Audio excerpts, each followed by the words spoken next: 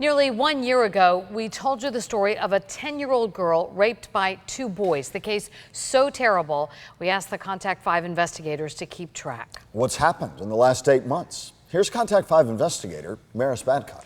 Well, tonight we know one of the accused boys was allowed out on an ankle monitor, even though he lived blocks away from the victim. It was a move that may have turned out okay until we learned what the boy did while wearing that ankle monitor. For months, a scared 10-year-old girl hid inside this Boynton Beach house, afraid of two neighborhood boys. Her fear kept secret until a teacher found a handwritten note. I said no, but they said if I didn't let them, they would beat me up. The teacher called police, and the girl finally confessed. When no one was looking, the boys would rape her inside this abandoned house. First in February 2017, then again in March.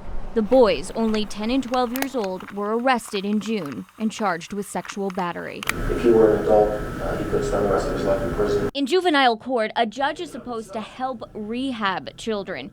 So instead of sending the 12-year-old boy to juvie jail, the judge put the child on an ankle monitor and ordered him to alternative school and counseling. So let's keep our fingers crossed this all stays good. Even though the boy lived only a few blocks away from the frightened victim. From June to October, his probation officer testified.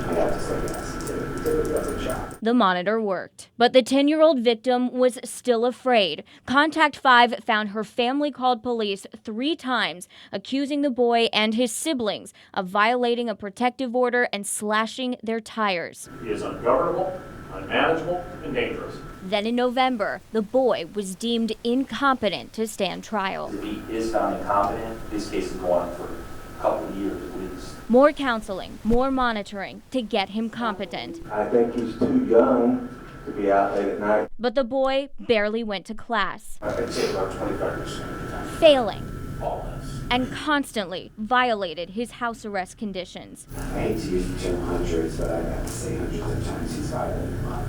Then, just before Christmas break, They was fighting outside of the store, and I told my sister-in-law I wanted to watch the fight. the boy was hit by a stray bullet. Whatever it was, he was only just nipped in the little back.